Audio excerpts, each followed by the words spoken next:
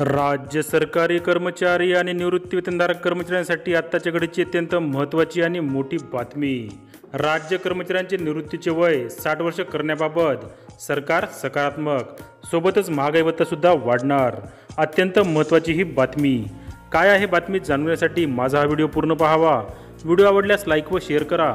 अद्याप माझ्या चॅनलला सबस्क्राईब केले नसल्यास खाली लाल रंगाच्या सबस्क्राईब बटनाला क्लिक करून माझ्या चॅनलला सबस्क्राईब करा, जेणेकरून कर्मचारी आणि पेन्शनधारकांसाठीच्या महत्त्वपूर्ण आणि उपयुक्त बातम्या सर्वप्रथम आपणापर्यंत पोहोचतील।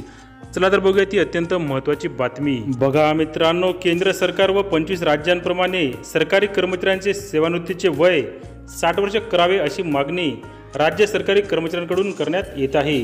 या मागणीसंदर्भात राजपत्रित अधिकारी महासंघाची नुकतीच सरकारसोबत बैठक झाली असून या बैठकीत निवृत्तीचे वय 60 वर्ष करण्याबाबत सकारात्मक निर्णय घेतला जाईल असे आश्वासन मुख्यमंत्री एकनाथ शिंदे यांनी दिल्याची माहिती महासंघाकडून देण्यात आली आहे। त्याचप्रमाणे केंद्र सरकारने त्यांच्या कर्मचाऱ्यांचा महागाई भत्ता 46% वरून 50% केला आहे। याबाबतचा प्रस्ताव राज्याच्या वित्त विभागाच्या अपर मुख्य सचिवांनी तयार केला आहे। तो शासनाने तत्परतेने मंजूर करावा अशी मागणी करण्यात आली आहे।